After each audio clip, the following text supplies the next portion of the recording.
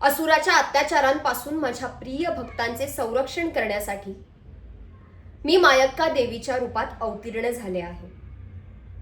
साक्षात देव बिरोबांनी मला बहीण म्हणून साथ घातली, म्हणून मला हा अवतार घ्यावा लागला. भक्तांच्या कल्याणाचे एकच उद्दिष्ट ठेवून मी या पृथ्वी तलावर अवतरले आहे. माझ्या खड्गाने मी असुराचा प्रहार करेन. माझ्या त्रिशूळाने मी दुष्टांचा संहार करेन आणि धनुष्य बाणाने वेध साधून दुष्प्रवृत्तींचा नायनाट करीन. आता असुराचे कुणासेही भय नसावे, कारण त्याचा निपात केल्याशिवाय ही मायक्का आता स्वस्थ बसणार नाही.